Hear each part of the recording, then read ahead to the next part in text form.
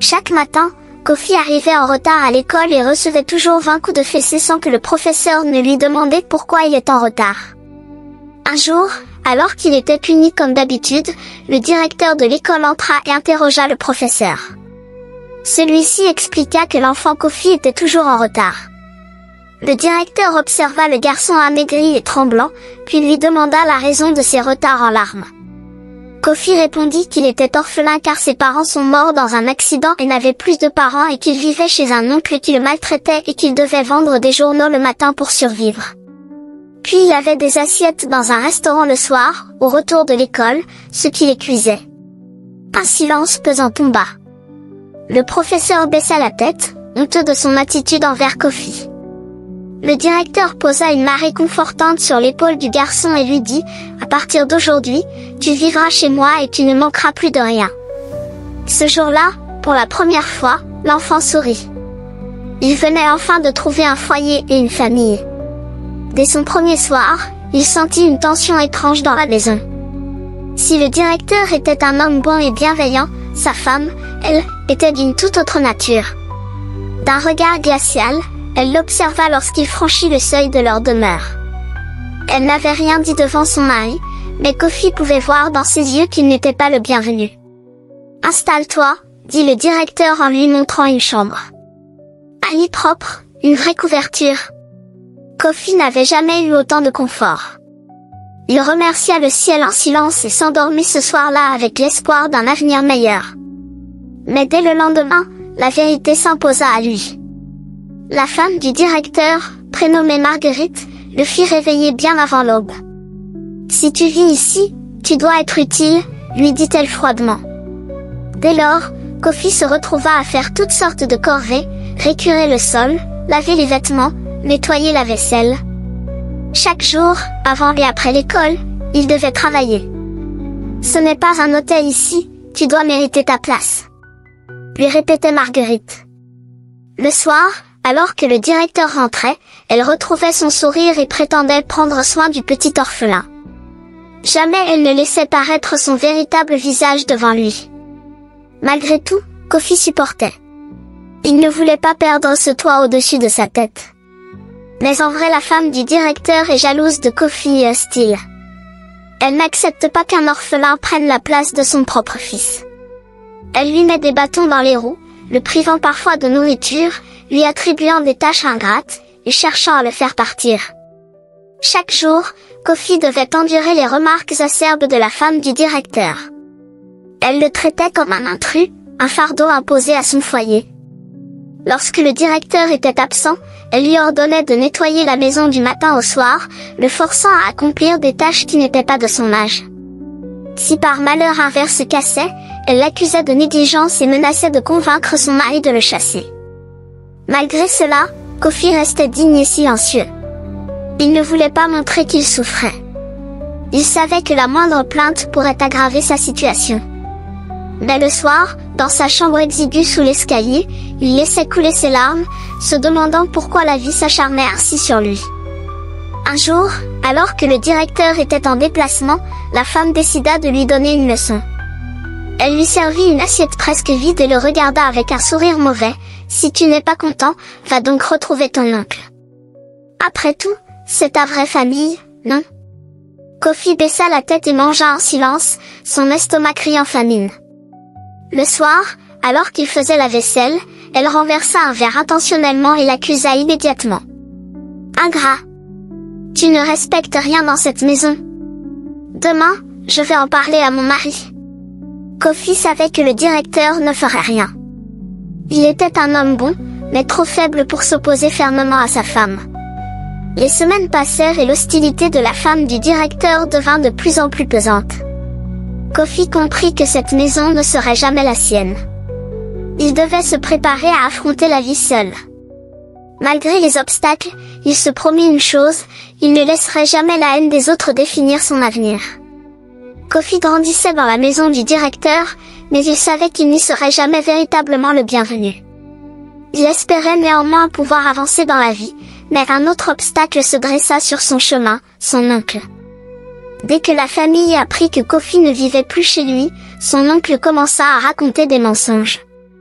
Lors des réunions familiales, il se présentait comme un homme blessé, abandonné par un neveu ingrat. Il racontait à qui voulait l'entendre que Kofi préférait les étrangers à sa propre famille, qu'il se croyait au-dessus des siens depuis qu'il vivait chez un homme influent. Certains membres de la famille, influencés par ces paroles, commencèrent à voir Kofi d'un mauvais œil. Pourtant, la vérité était tout autre. Beaucoup savaient que les parents de Kofi avaient autrefois accueilli cet oncle sous leur toit, l'avaient nourri, éduqué et aidé à bâtir son avenir. Mais aujourd'hui, cet homme refusait de reconnaître cette dette et rejetait Kofi sans le moindre remords. Les choses empirèrent lorsque Kofi, désormais adolescent, eut besoin de documents administratifs essentiels pour poursuivre ses études et officialiser certaines démarches. Malheureusement, seul son oncle pouvait signer ces papiers. Plein d'espoir, Kofi alla le voir avec respect, pensant que, malgré tout, son oncle finirait par accepter. Mais l'homme le reçut froidement. « Tu crois que tu peux me prendre de haut et venir ensuite quémander mon aide? Je ne signerai rien.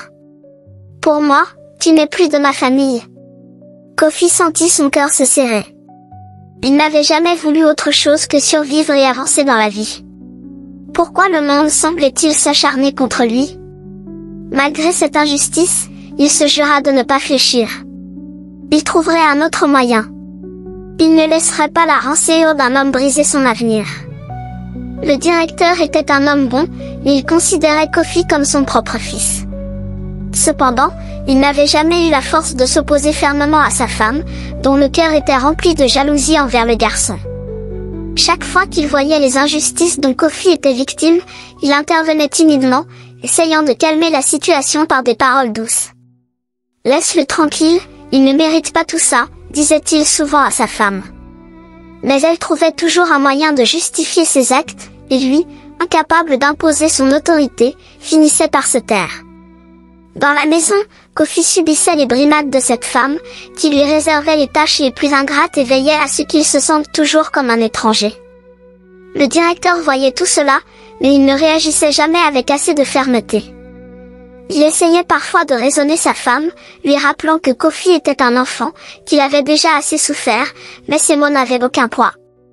Même lorsque Kofi était accusé à tort ou privé de repas, le directeur ne trouvait pas le courage de s'imposer. Il se contentait de soupirer et de détourner le regard, incapable de s'opposer réellement à celle qui régnait en maîtresse sur leur foyer. Kofi, lui, comprenait que cet homme l'aimait, mais il voyait aussi sa faiblesse. Il savait qu'il ne pourrait jamais compter sur lui pour affronter les injustices de cette maison.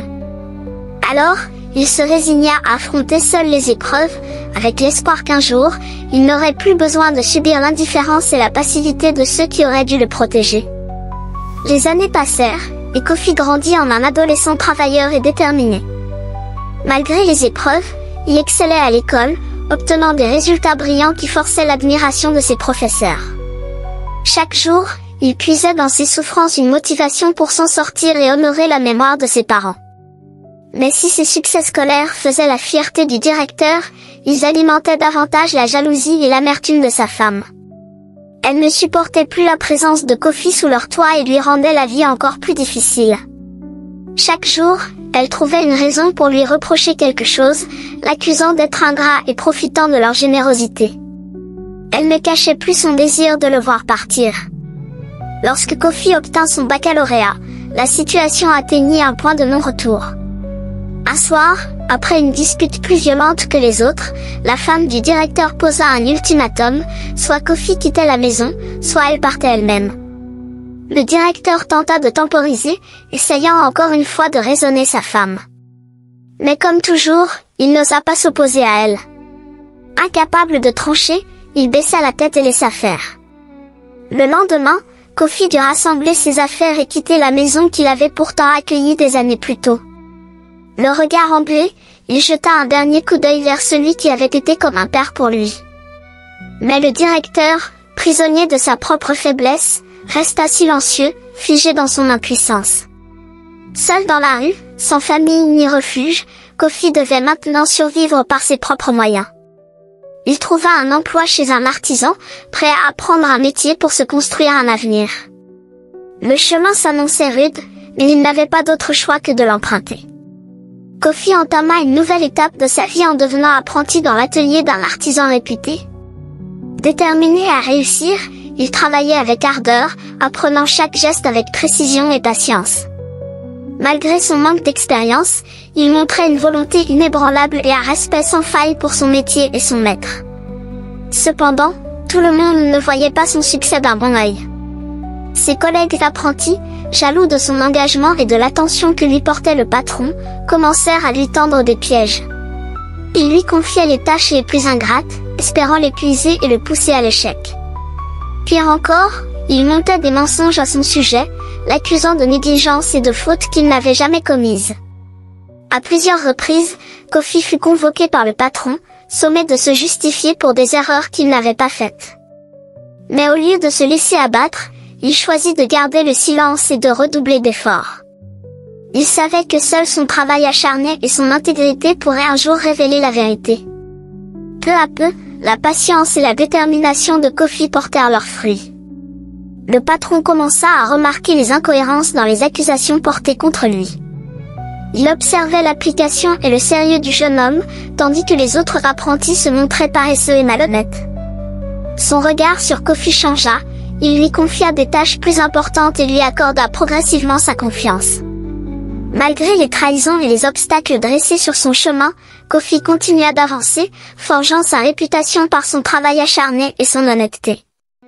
Il savait que son combat était loin d'être terminé, mais il était déterminé à prouver sa valeur, quelles que soient les épreuves qui l'attendaient encore. Malgré les années qui passent, Kofi ne cesse de penser à ses parents disparus. Chaque soir, après une journée de dur labeur, il ferme les yeux et revoit leur sourire, entend leur voix qui lui rappelle combien il était aimé. La douleur est toujours présente, une plaie qui ne guérit jamais vraiment. Parfois, il se laisse envahir par le doute et la lassitude. Pourquoi la vie a-t-elle été si injuste avec lui? Pourquoi tant d'épreuves? Il pense à abandonner, à fuir cette existence marquée par la souffrance. Mais à chaque fois, une force profonde le ramène à la raison. Il se rappelle la promesse qu'il s'est faite, ne jamais se laisser abattre. Il répète en silence les paroles de son père, peu importe la tempête, tiens bon, et tu verras le soleil. Ainsi, même lorsque l'obscurité semble vouloir l'étouffer, il se relève, plus déterminé que jamais à s'en sortir. Les années passent, et Kofi gravit chaque échelon avec persévérance. Son travail acharné et son intégrité finissent par payer. Peu à peu, il devient un homme influent, un entrepreneur respecté, à la tête d'un empire qu'il a bâti de ses propres mains. Il n'est plus le petit garçon maltraité et ignoré. Il est désormais un modèle de réussite, un symbole de détermination et de résilience. Avec sa richesse, il aurait pu choisir la vengeance, humilier ceux qui l'ont fait souffrir. Mais il préfère une revanche douce, celle de la grandeur et du pardon. Il se marie avec une femme qui partage ses valeurs et fonde une famille aimante. Il offre à ses enfants tout ce dont il a été privé, amour, sécurité et espoir. Désormais, il n'a plus rien à prouver. Son succès parle pour lui. Mais dans son cœur, il reste ce petit garçon qui cherchait simplement un foyer où l'on pourrait enfin l'aimer. Les jours passèrent, et Kofi, maintenant un homme accompli et respecté, vit son passé ressurgir de manière inattendue. Un matin, alors qu'il sirotait son café dans son immense bureau, une visite impromptue le surprit. Devant lui se tenait la femme du directeur, celle qui jadis l'avait tant humilié et rejeté. Les larmes aux yeux, elle implora son aide. Son mari, l'homme bon mais faible, avait pris sa retraite et leurs finances s'étaient effondrées. Ils risquaient d'être expulsés de leur maison et n'avaient plus de moyens pour survivre. La femme qui l'avait tant détesté le suppliait maintenant de leur venir en aide. Peu de temps après, un autre fantôme du passé refit surface, son oncle, l'homme qui avait dénigré son nom et cherché à l'éloigner de la famille. Il était gravement malade, victime d'une crise cardiaque. L'unique solution pour le sauver était une opération coûteuse à l'étranger. Kofi se retrouva face à un choix difficile. Pendant des années, il avait souffert des injustices infligées par ces personnes. Avait-il vraiment le devoir de les aider? Après une longue réflexion, il prit sa décision. À contre-ségur, mais fidèle à ses valeurs, il fit en sorte que la femme du directeur et son mari retrouvent un logement stable. Il finança aussi l'opération de son oncle, lui sauvant ainsi la vie. Malgré les blessures du passé, Kofi avait fait preuve de grandeur d'âme. Il avait transformé ses souffrances en force et prouvé que la véritable noblesse résidait dans le pardon et la générosité.